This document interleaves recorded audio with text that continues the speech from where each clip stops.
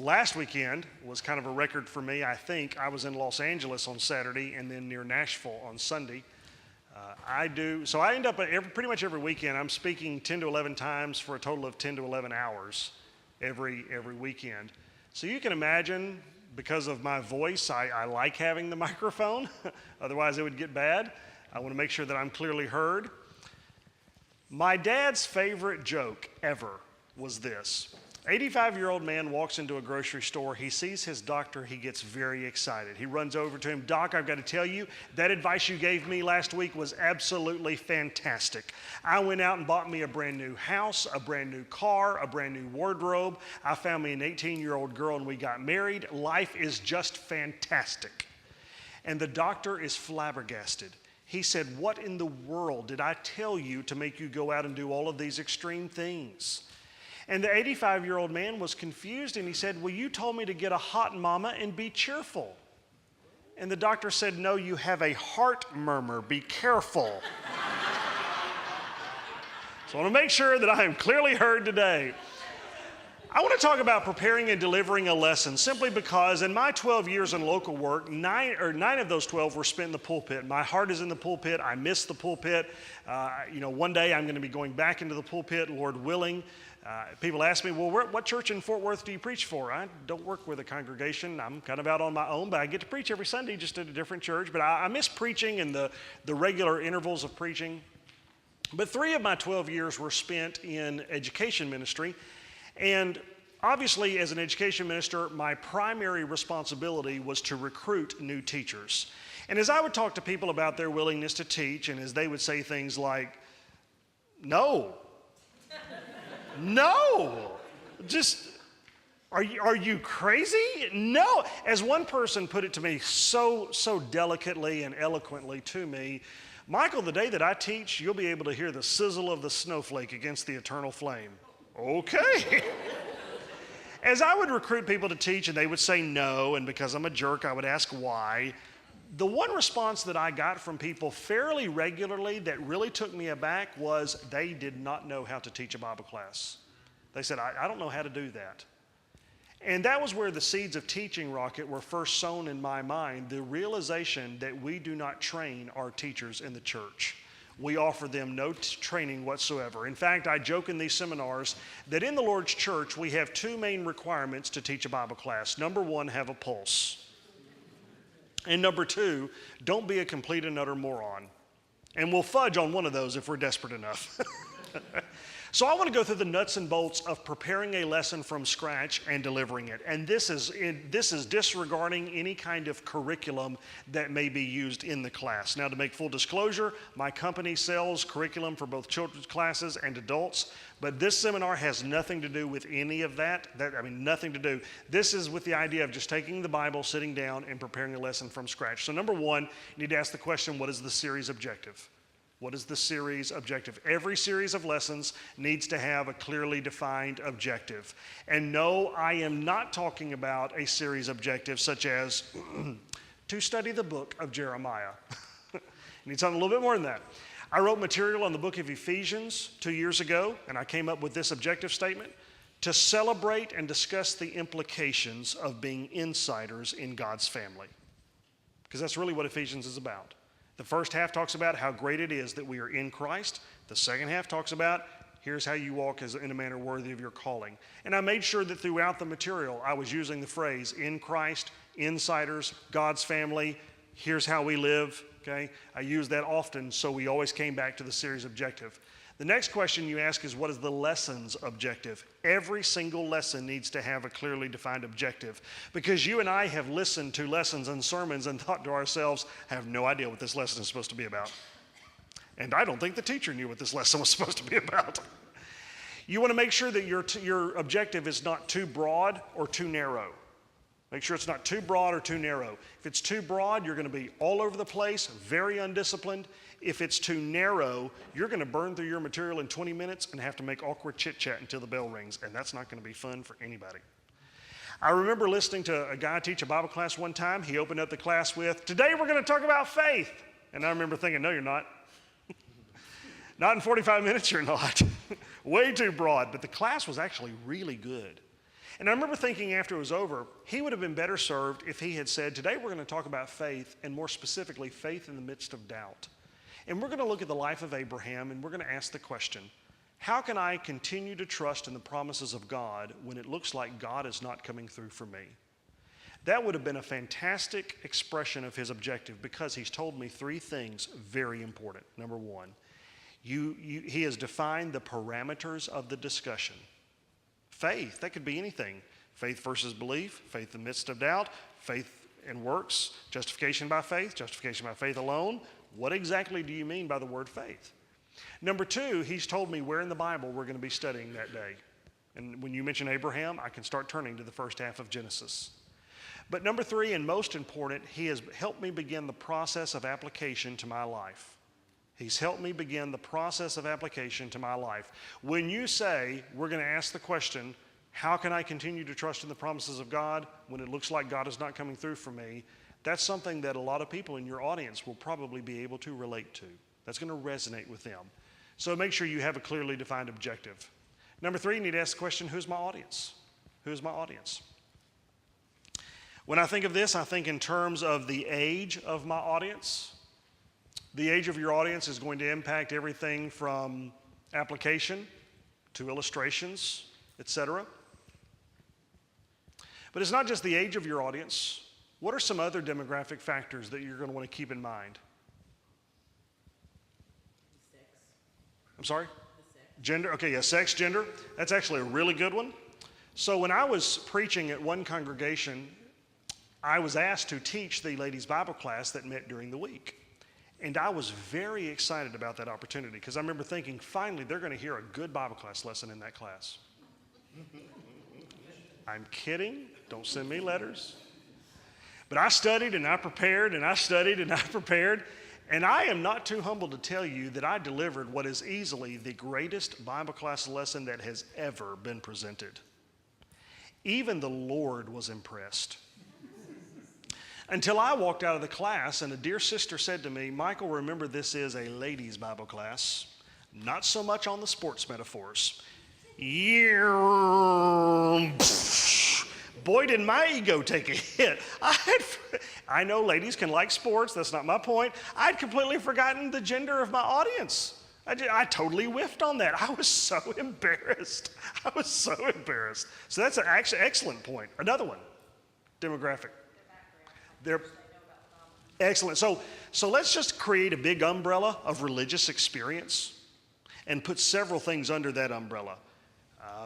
Their level of biblical literacy, their religious background, whether they grew up in the church or not, their level of spiritual maturity.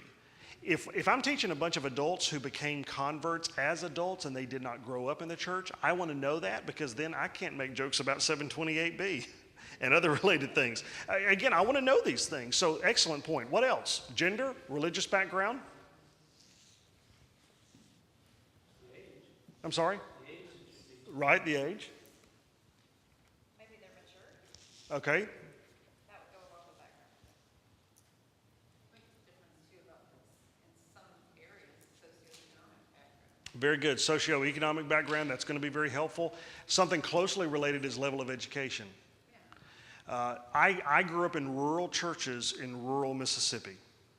And it was always a big turnoff when big city preachers came to town for a gospel meeting and used a bunch of big words. We didn't know what they meant. Didn't mean we were stupid. It just meant we didn't know what the words meant. And so one thing I'm very sensitive to, not perfectly, but one thing I try to be sensitive to is I don't like using big words that people may not know what they mean.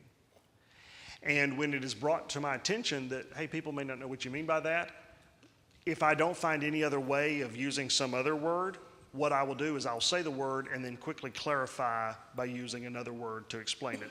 Because as much as I can help it, this is very important, as much as I can help it, I don't want anybody in my audience feeling stupid. You make an adult feel stupid, you've lost them as a student. You make them feel stupid, you've lost them as a student. And as much as I can help it, I want to keep my audience from feeling stupid. But that's just not a very good dynamic. So think through the dynamics or the demographic of your audience. Think through that. But then, as quickly as you can, get to number 4, and that is, what does the Bible have to say about this? What does the Bible have to say about this? and the best advice I can give you in the seminar today, the absolute best advice you're going to get out of me today is what we've already talked about in Bible class. You need to get in the habit of reading the text multiple times. There is nothing I can tell you today that will make you a better Bible class teacher faster than you getting in the habit of simply reading the text over and over and over and over and over again. And as you do that, learn to write down questions that you have as you read. And try to read in terms of you are a first-time reader or hearer of this story. You've never read or heard the story before. You've got a clean slate that you're starting with. What would a first-time hearer be wondering? Because, we come to the Bible with all sorts of, well, I already know that, and that's easy. Everybody knows that, and maybe they don't. So I want you to pull out your Bibles and turn to 2 Kings chapter 5. 2 Kings chapter 5. We're going to do a little exercise. One day I sat down with the story of Naaman, and I wrote down 15 questions that I had about this story. And I tried to imagine I was reading this story as if I were a first-time hearer or reader of the story. Don't take anything for granted. Now let me pause and ask this. How many of you are ever plagued by what I call blank page or white page syndrome? In that, I got to teach tomorrow and I have no idea what I'm going to say. I don't even know how to get started. I don't know what I'm going to say is, don't talk to me. I need to. How many of you are ever plagued that you can't get started? You're staring at that blank piece of paper and you have no idea. Okay, this is very common. If you will learn to honor this process, you will be able to generate as much as 50% of your Bible class material almost immediately. Because in my style of teaching, I will step people through the text and explain the weird stuff going on, because in the Old Testament, a lot of weird stuff going on. And then the second half of my class deals with application and discussion. And so when I sit down and ask my questions, I come up with half my material almost immediately. So learn to honor this process. There's a method to this madness, but here are some questions that I sat down, I read through Naaman.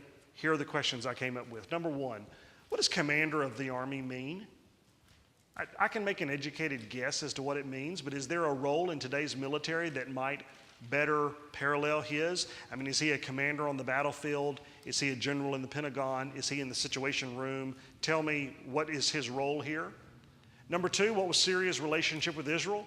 It says they're making raids across the border, but what exactly is the relationship?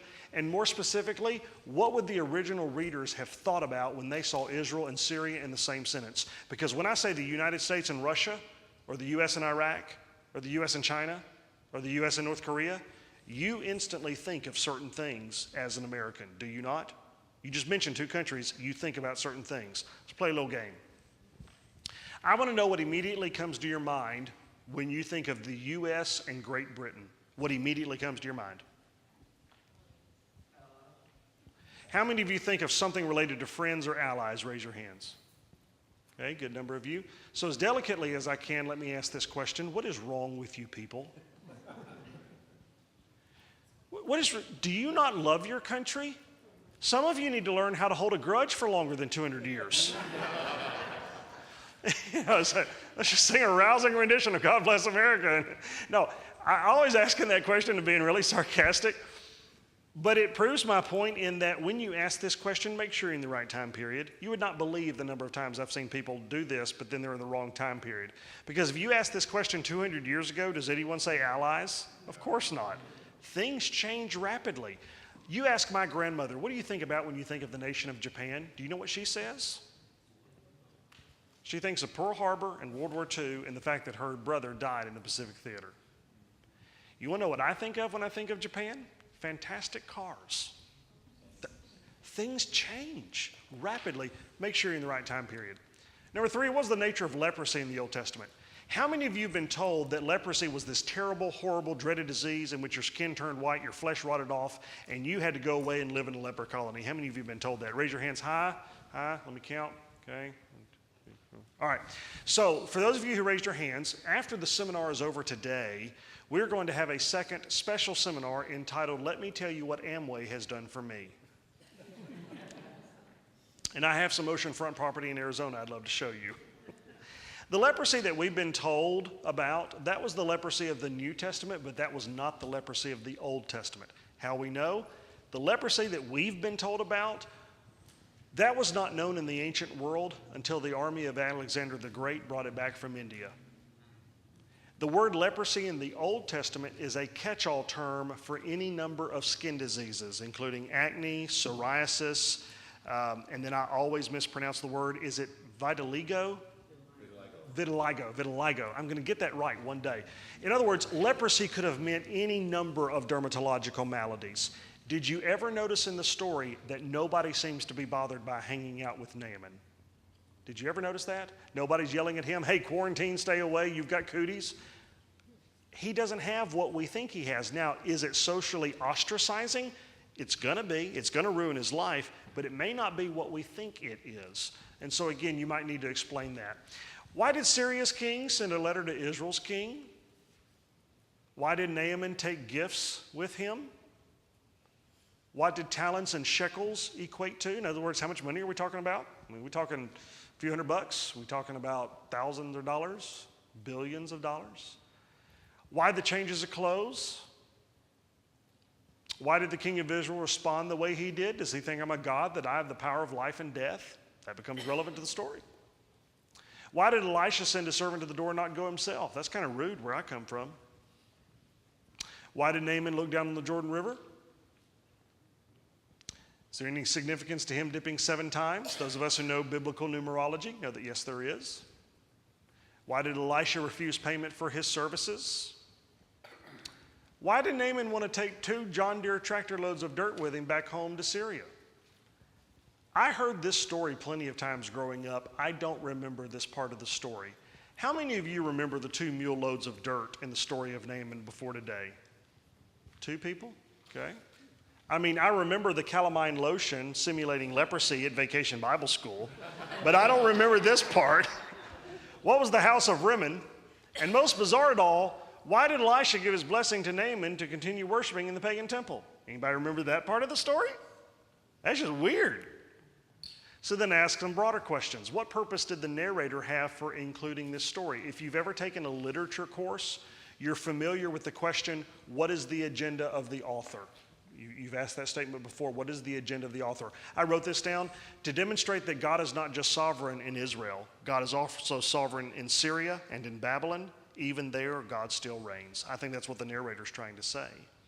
Another question, what point would the original audience have discerned? I wrote this down to demonstrate that God loves Gentiles just as much as Israelites, and he's not willing that any should perish. I think that's a good lesson from the story of Naaman. Finally, what point is there for God's people today? And I sat down one day and I wrote down 8 possible points of application for the story of Naaman. But obviously, in one lesson or sermon on Naaman, I would not use all 8.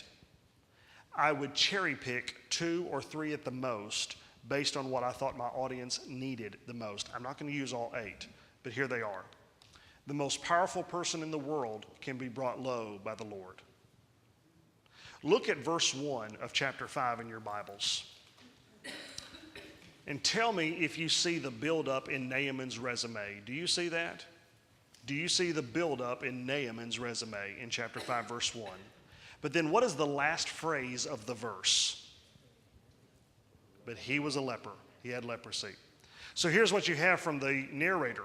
Build up, build up, build up, build up. Build up, build up, build up, build up. Build up, build up, build up, build up. That's exactly what the narrator is trying to communicate to us in the way that he structures verse 1. The most powerful person in the world can be brought low by the Lord. Number 2, a person is most spiritually vulnerable during a personal crisis. Boy, I hate that that's the way it is, but that's the way it is. Steve, if you and I had a nickel, for everybody we've ever known that we figured out this person's not going to have any interest in the gospel, no interest in salvation, no interest in Jesus, the church, baptism, I'm going to have to wait for something bad to happen to them. I hate that that's the way it is, but that's the way it is sometimes. Number 3, God speaks to us in the context of community. We talked about that this morning in the sermon. Number 4, God exercises his will through the meek and lowly, not necessarily the high and mighty. Some of our brethren really seem to be convinced that we are just one election away from returning this nation back to God. Some of our brethren are just convinced of that. We're just one election away. If we get the right person in the White House, the right people in Congress, the right people on the Supreme Court, God's finally going to be proud of America again. And God's especially going to start doing things in this country again. Now, politically, I'm to the right of the Tea Party. I make the Tea Party look like the ACLU. But I'm sorry.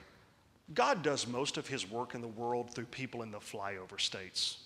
Average people like you and me, and he does not care who's in seats of power, because as Proverbs says, the heart of the king is like water in the hands of the Lord. He turns it in whatever way he wishes. God does most of his work through average people. But sometimes we lead our people to believe, no, God can only work his will in the world if we put the right people in power. No, that story. Obedience precedes providence. We know that we cannot tap into God's power or salvation or cleansing until we have done exactly what God has asked us to do. Would Naaman have been cleansed of his leprosy if he had only dipped 5 times? 6? Of course not, only when he dipped 7. Obedience precedes providence. God's word or power cannot be bought off or influenced. It possesses a power all its own. I think that's why Elisha refuses payment for his services. Can't buy the power of God, it's not for sale.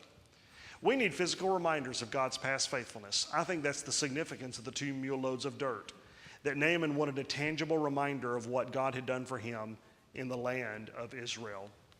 And then finally, conversion is immediate, maturity is not. The end of the story,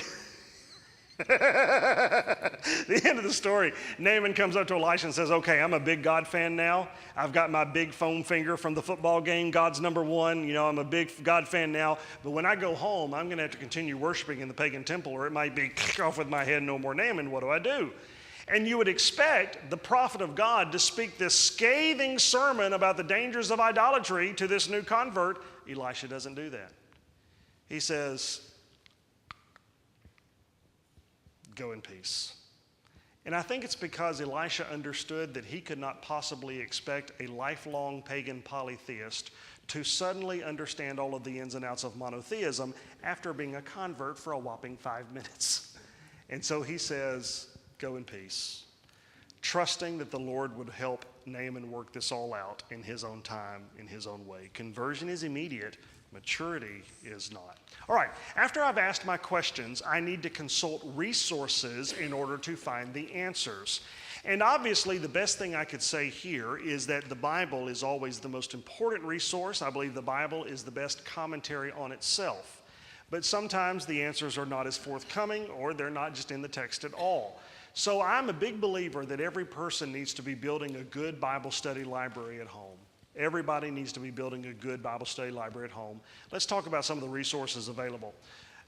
In your notes there, you've got your topical resources, Nave's Topical Bibles, an oldie but a goodie. But everybody needs to also have a Bible dictionary at home. And I'm a big fan of Unger's Bible Dictionary. I'm a big fan of Unger's Bible Dictionary. Steve, do you have a favorite Bible dictionary?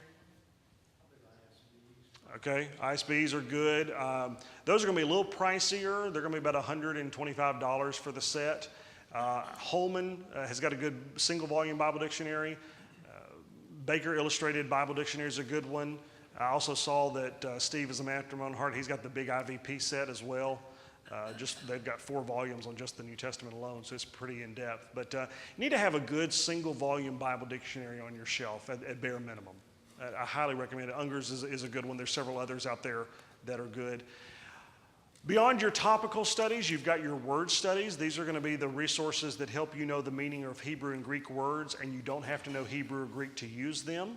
The famous one for a long time was Vine's Expository Dictionary, but it has actually been surpassed in recent years by both Mounce and Wren's Expository Dictionaries. I'm a big fan of Mounce Expository Dictionaries. If you were a student at Freed-Hardeman now and you were writing a academic paper on something biblical, they would not let you use Vines anymore. You would have to use Mounce or something similar, because Vines is just too dated at this point. And this isn't a situation where everything old is worthless and everything new is better automatically. It's just a matter of, as time goes by, we learn more about ancient languages, and we want to assimilate that learned knowledge into things. Finally, you've got your textual resources, your commentaries on the text. If there's one book and only one book you buy off of this list at my recommendation, it needs to be the IVP Bible Background Commentary on the Old Testament. IVP just stands for the publisher, InterVarsity Press. The IVP Bible Background Commentary on the Old Testament. There's also a companion volume on the New. They will each run you about $25. They're fantastic. They're worth their weight in gold. Steve, do you have either one of them?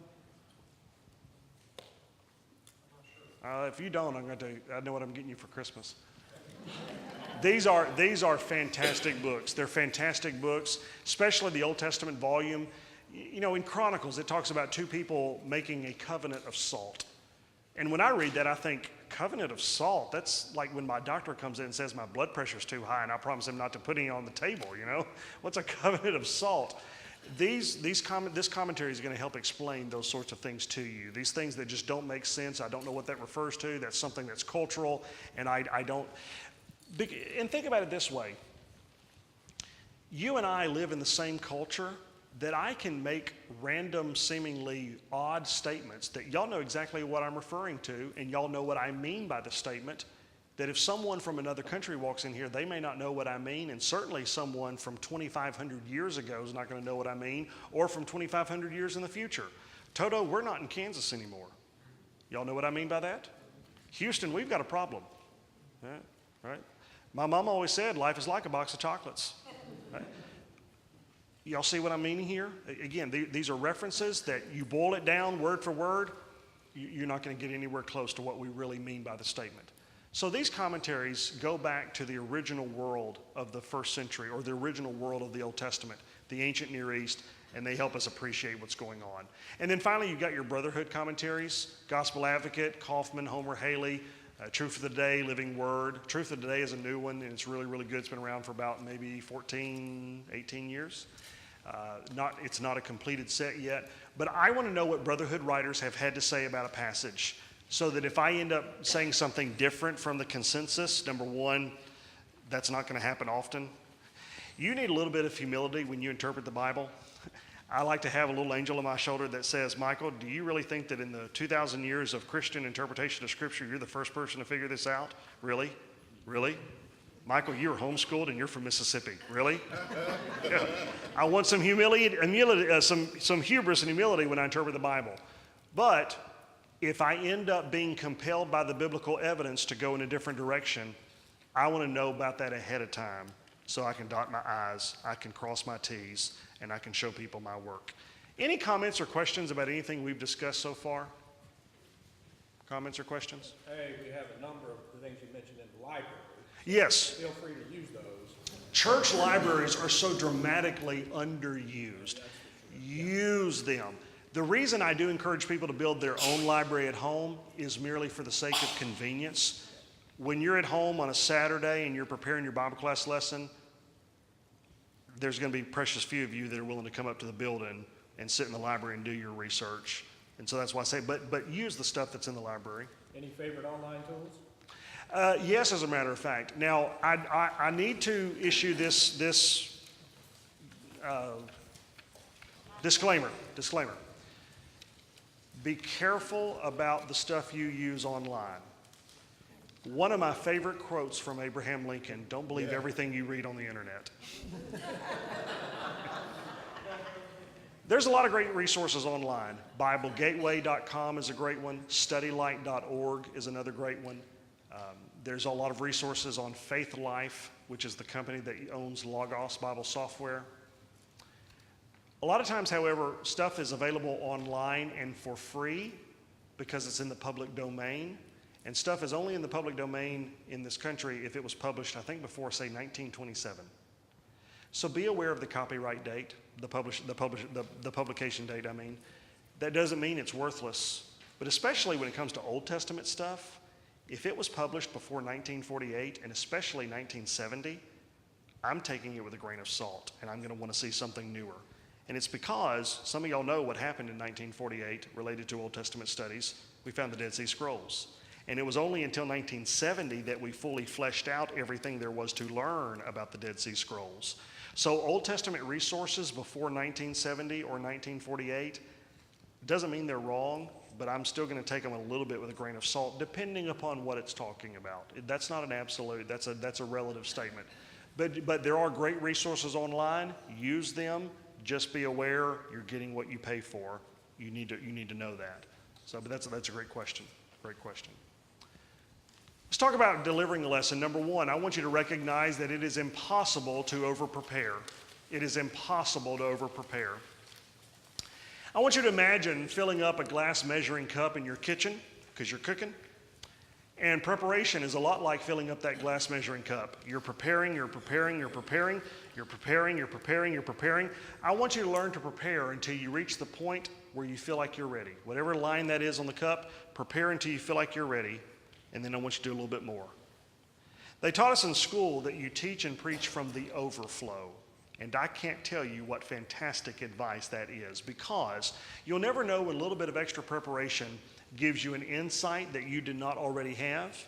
It helps you answer a question you were not anticipating, or most valuable for me, it gives me a quote that says something better than I could have said myself. Okay? So that's why I find that to be so valuable. Learn to over-prepare. And in fact, I tell people every week that preparation leads to confidence, and confidence leads to authority. How many of you have any kind of anxiety or apprehension about public speaking? Raise your hand. And you're in good company if you can raise your hand. I've seen different surveys and statistics, but according to all the information out there, the number one fear among Americans is public speaking. Number two is death, which means when it comes to a funeral, people would rather be in the casket than giving the eulogy. If you have any anxiety about public speaking, I need you to know that preparation is your best friend. It is your best friend. It has probably been the case that maybe in a business presentation, Brother Farr, to a trustee presentation, you've probably listened to presentations from people, and you knew ahead of time you were going to agree with everything they had to say. And it was still brutal to listen to because they had not prepared. They did not own their material. On the other hand, y'all have heard preachers in the brotherhood and you thought to yourself, wow, I could listen to this guy read the phone book. And it's because these people know how to speak with confidence and authority. So if you want to be a person who becomes a compelling speaker, learn to over-prepare. It will become your best friend. Number two, along those lines, you need to practice until you can speak with few or no notes. Practice until you can speak with few or no notes. I love this statement: personal ownership of what one teaches is the minimum requirement for effective teaching. So true. Ladies, if I were to ask you to tell me about your children or your grandchildren, you would not need notes for that conversation. Men, if I were to ask you to tell me about your family or your job or your hobby, favorite sports team, favorite sport, you would not need notes for that conversation. When Jeff and I talk about Alabama football, we don't need notes for the conversation. We know how to speak intelligently, passionately about the things that matter to us without notes. Now, I know that all of you have jobs and responsibilities, and it is not reasonable to ask you to teach a class for the rest of your life with no notes. That's not reasonable, week in and week out. But with practice, you can learn to speak with few notes.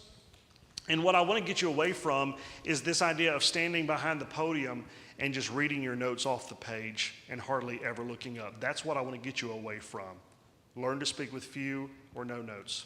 Number three, the goal is communication, not regurgitation. And this is a problem that I see with inexperienced teachers. A rookie teacher thinks mistakenly that if they're going to be a good teacher, they have to get to everything they prepared. False. A good teacher knows to leave something on the table, because the class, that teacher, he or she is allowing it for the class to have picked something up, something resonated, you're talking, you're discussing, you're applying, you don't get to everything you prepared. And so I want you to learn to triage your material into what is of primary and secondary importance. Triage your material in what is of primary and secondary importance. And the primary stuff, I'm coming back to regularly and often. The secondary stuff, I'm working in as we have time.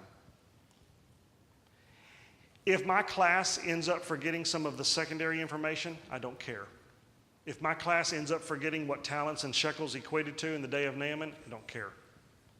If my class forgets some of the primary stuff, obedience precedes providence. Then we have a problem because the teacher has not adequately taught the material. Does that make sense to everybody? I want to make sure that I'm communicating important truths to their heart. I am not interested in them regurgitating all of the mindless minutia I gave them, okay? And so I triage my material. Here's the primary stuff, here's the secondary stuff, and I want to make sure that they walk away knowing this. This morning in the sermon, I wanted people to see what they're missing by not going to Bible class. If they forget the details, I don't care. But if they forget how in every Bible class they can draw closer to the heart of Jesus, if they forget that, then it may be that I didn't do my job. So that's what I'm talking about. Number 4, use gestures. Use gestures. I preached my first sermon when I was 4.5, and very soon after that, my dad got me involved in Lads to Leaders as a little boy.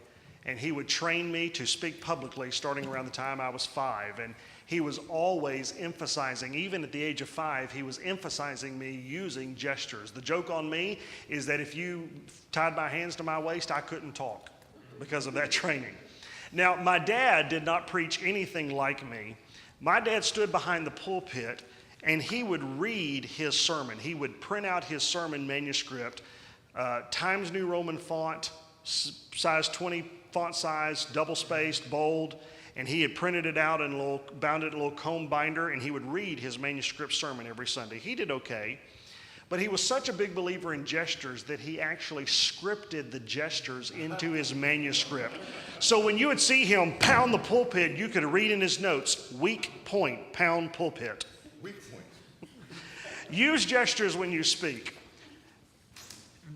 If you can't bring yourself to use gestures, it's completely acceptable to leave your hands at your side, but the one thing you don't do is stick your hands in your pockets as a speaker. This is a big no-no. Don't stick your hands in your pockets as a speaker. And it's because you'll start playing with the keys and change and coins, and you'll drive the people on the front row, you'll drive them crazy because their heads will explode. Don't stick your hands in your pockets. Leave them at your side, completely acceptable. But learn to use gestures when you speak because that's going to make you a very dynamic speaker. Did you have a comment? Okay. Number 5, eliminate filler words. Eliminate filler words. What do I mean by filler words? And I would expand this to any obnoxious word or phrase that has made its way into your natural speaking patterns. 18 months ago, I'm sorry? All there and that. Yeah. Or, you know. You know, I'll get to that in a moment. 18 months ago, I was recorded in a podcast with a preacher friend of mine in Charleston. He released the podcast a few weeks later. I went back and listened to it. I was horrified to discover that I kept saying the word certainly all the time, and it drove me nuts. So I started to try and weed it out. So let me say this, and bear in mind, I'm being very serious here. People always think I'm joking. I'm not. You need to figure out a way to record yourself speaking and then go back and listen to it for these purposes.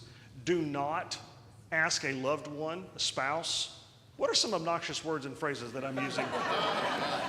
Because if you're dumb enough to do that and they're dumb enough to respond, your response to them is going to be, oh, I don't say that. Or I don't say that often.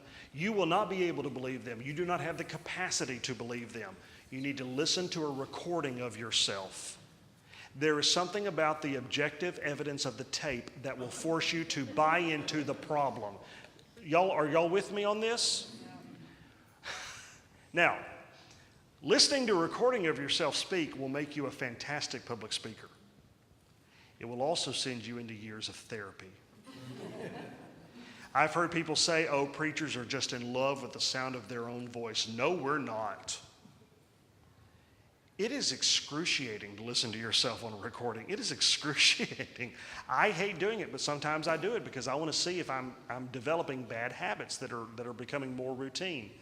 A couple of stories. My speech professor in college, his speech professor at Lipscomb in the 80s had a bad habit of saying and all the time, and he was in denial about it. And I would be too if I was a speech professor. So they came to class and they recorded him on a cassette tape. And they trimmed the tape down to all the uhs and ums. He had 122 in a 50-minute lecture. They gave him the tape. He listened to it. He came back the next class period. He had 3.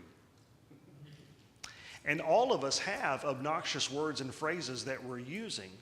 I was in Cookeville, Tennessee 18 months ago, and a gentleman came up to me and said, I'm a member of the local Lions Club. And there's a member of our club that has a bad habit of saying that kind of thing all the time. That kind of thing, that kind of thing, that kind of thing, that kind of thing, that kind of thing, that kind of thing. He said it drives us nuts.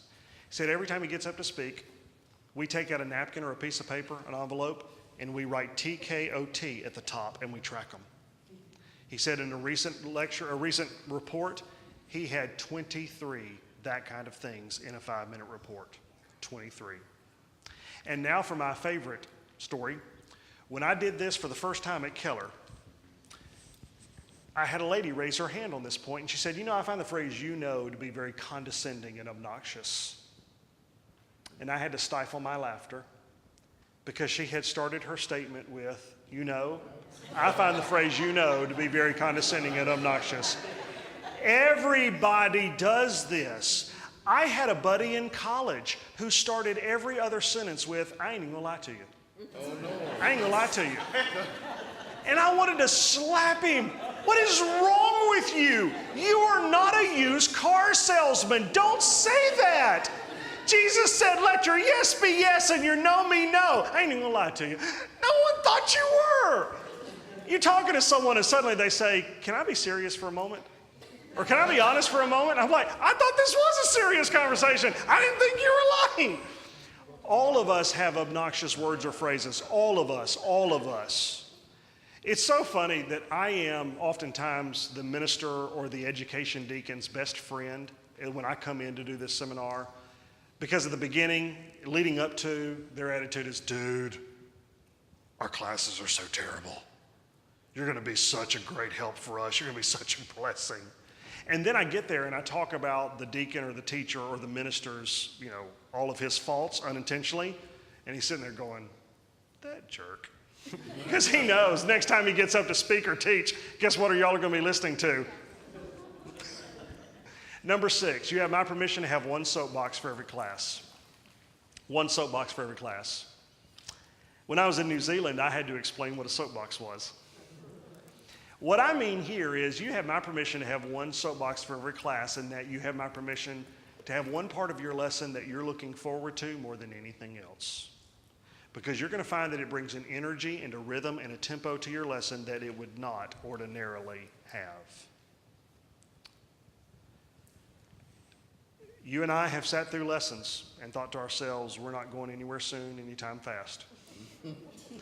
But you've also sat through lessons, you were like, wow. And then you looked at your watch. Wow, we're not beating the Baptist to the buffet this Sunday. I want to have one soapbox for every class because there's going to be that one part of my lesson where my blood starts to run and my adrenaline starts to pump, and I know that the clouds are going to part, the sun's going to shine down, and God's going to be up on his throne going, shh, this is going to be good. It needs to be that one part of your lesson that you're looking forward to.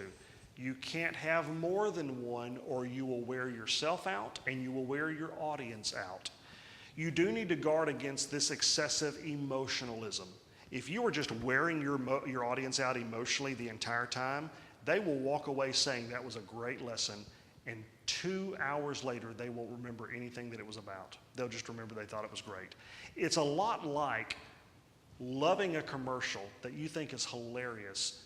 To this day, you remember the commercial, you have no idea what it's advertising. Does that make sense? I don't want that. Y'all have heard sermons in your past that you were like, that was a fantastic sermon. To this day, you can't tell me what it was about. You can't tell me the main point. You can't tell me 3 points. You can't tell me the poem at the end. You just remember it was a good lesson. Why? Because the speaker wore you out emotionally. But you don't remember what it said. I don't want that. So I allow myself one soapbox. That's it. Does anyone want to guess what my soapbox was in the previous session this afternoon? And don't overthink it. And I'll also say the soapbox isn't always something you really just enjoy talking about, but it's something that you're passionate about. Don't overthink it. Does anybody want to guess what the soapbox was in the previous session? How your Bible class teachers brought you through all the tragedy. Doing this seminar twice a weekend, do you think that I enjoy talking about losing my son twice every weekend? No. You know why I do it? Because I want people to realize just how important this is to me. This is not a cerebral or academic exercise for me. Bible class has literally saved my life. This is intensely personal. This seminar is intensely personal for me. I save it to the end of the first session because I don't want to start out with that. I've lost you. I save it to the end of the first session. The ladies can go back to the ladies' room and freshen up and dry their eyes, and we come back, and I'll promise you that's as heavy as we're going to get today, right? But yeah, I don't want to wear you out, but I allow myself one soapbox. So hopefully, number 7, you need to pray. You need to pray. Prayer needs to be the first and the last thing that you do as a part of preparing and delivering your lessons. And I would dare say that a lesson that has not been prayed over probably shouldn't be delivered. Comments or questions? Yes, ma'am. You talked about recording yourself. You don't really support doing that, but isn't subliminal learning a good way to remember your subject matter? Okay, you're tripping me up on the second part where I said I don't really endorse that. What did you mean? Well, Did I I- did I- you said you don't enjoy listening to yourself. Okay, yes. I don't enjoy the process, but I do the process because it's kind of like you're training to run a marathon. I don't want to get up at 5 a.m. and go run, but I do want to win the Olympic medal, so I do it. I don't enjoy listening to myself. It's not a pleasant exercise, but I see the value in doing so because it's going to help me become a better speaker in the long run. There are going to be these obnoxious words and phrases that I will have picked up in my patterns of speech. Everybody around me is aware of them. I'm blind to them, or deaf to them, I guess I should say. I want to know what those are, and so that's why I do listen to myself. And again, they've actually done scientific research that virtually everyone hates the sound of their voice on a recording. And they've done scientific research about why it sounds different when we are speaking. And right now, what I hear right now versus what I hear on the tape sounds different to my ears, and they've talked about why that is. No one's going to enjoy it, but I do find it to be an incredibly important exercise in order to become a more polished speaker. And especially if you speak a lot, then you need to be weeding these out, or you're going to be driving people crazy. And your family can tell you exactly what your obnoxious words and phrases are, but you're not going to be able to buy into the problem. There's something about the objective evidence of the tape that's going to convince your psyche this needs to be fixed. Does that make sense? Yeah. I strongly urge this exercise. I just need to prepare you for the fact that you're not going to enjoy it. Yes, ma'am. Actually, I had my grandson record his speech we had to do this year for last week. He came my first place. Fantastic. He recorded it. I had him record it. Fantastic. Again, it's amazing the flaws that you're blind to that you catch when you have an audio, or was it an audio recording or video? Audio, yeah, audio. If possible, doing a video recording can also help as well, but I have found audio recordings are a little bit easier to do. And if you've got a smartphone, you've got a voice memo feature. You can record yourself speaking and then go back and listen to it. And again, do it with like a gallon of ice cream or a few pizzas, something comfort foodish, because it's going to be tough. So yeah, great point. So, You find more great points. You have a tendency to bring those forward. So you've got more than but you keep finding things, and you keep finding, digging. So over-preparing is always key. Yes. To me. yes, And then your hands. yes. I was in did a presentation one time, and I had a guy who was a trainer came up to me afterwards, and he said, you did a 16-minute presentation and you used 95 hand gestures. You used twice as many as what you should use. So he trained me, you talk about putting your hands on your side, he trained me to put my fingers to go like this, and hold them at my belt buckle. Just somewhere for your hands to go. So I still do this all the time. Excellent. I'll tell you a master right now in our circles who he's just fantastic when it comes to being prepared. but also communicating very difficult ideas to dumb people like me. That's Justin Rogers. Has Justin ever spoken here or anywhere? He was here earlier this year. Okay, so y'all had Justin here. I don't know what y'all think of him, but I think he's fantastic. He and I were in school together. I have a lot of envy towards Justin. He's a little bit older than me. He's a lot better looking still. Super, super smart. I'm waiting for something bad to happen to him in life. He loses his gerbil, something, something bad's got to happen. He's fantastic. I love listening to Justin every opportunity that I have. At some point, y'all are going to have a second benefit dinner to come up with the money to keep paying him because he's worth his weight in gold as far as I'm concerned. Justin Rogers is fantastic at really knowing his material, being able to communicate it to simple people like me. He lectured last year at a retreat that I was speaking at. He lectured on Hebrews, and I'm just sitting there going, wow, this is fantastic. He's a person that has committed his life to knowing his material. And so when he speaks, he's very polished, he's easy to understand, but he also owns his material because he's done a lot of over-preparation, He's a fantastic example of what we've talked about. I saw one more hand, but then we're going to take a break. Yes, ma'am. I just was going to say on the part about over preparation and practice that some people have a tendency to research everything, try to find everything in a book instead of as your preparation doesn't take place then, it's taking place over your life. So as you're studying a topic, I harvest my personal experience, my parents' experience, lessons I've gotten from other classes, and somehow that weaves itself into a tapestry for a lesson, not just 2 or 3 commentaries or an author's description of a passage of text. And one of the reasons I think that's true is because as I read the Bible, it makes me think about things in my own experience, and so that makes it personal. And so in order for it to affect other people, I have to help it become personal for them. I'm smiling because my name is Michael Whitworth, and I'm a footnoteaholic. I've told my wife on plenty of occasions, I love a good footnote.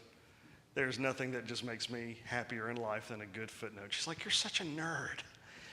I am in a very small minority, and there might be somebody else here, but in 100 seminars, I've met 2 other people that are like this. I'm of the type that I have to be careful about how much over-preparation I do because I want to find all the mindless minutia that no one would ever be interested in. And at that point, I've lost my audience. They're never going to care about this. So what you said is fantastic in that there's always that need to balance the raw data information, the intellectual side of it, with tapping into people's heart. Because if you're not tapping into people's heart with your lesson, they're not going to remember much. We learn and remember emotionally. Now, I've been clear, I don't want to be guilty of excessive emotionalism, but talk about stories that people can relate to, and we're going to talk more about that in this next session, but that was a really good point that you made. Fantastic. Yes, sir. 2 things. One, sometimes we give people books and we never cover the book. The teacher gets up and he covers everything except for the material. You send these people home with all of this material, told them to study, they come back, and guess what? We never talk about it. Right. That's called college. I'm sorry? That's called college. College, yeah. I had a professor at Freed, who shall remain nameless, but I looked so forward to taking this specific class with this specific person, and it turned into story hour and I was so devastated. I was wanting to tap into the great wisdom and the knowledge gleaned from all these years of doing this, and it turned into, let me just share a bunch of personal anecdotes from my career. If you don't agree with the book, at least say you didn't agree with it, but at least give the people Engage it. Yeah. Engage it. If I sent you home to study Matthew 5, and I come in and I talk about everything, and then I spend 2 minutes on Matthew 5, it's not fair to you to have to go home and spend all that time, come here and have nothing to share other than listen to me talk. And that goes back to what we talked about in setting objectives for the class. Your students came in with certain expectations. You need to know what those expectations were and try to meet them while also meeting your own objectives for the class, or over time you will lose your students. Excellent point. All right, let's take about a 5-10 minute break again. We've got 1 more hour and then we're done. 1 more hour and we're done.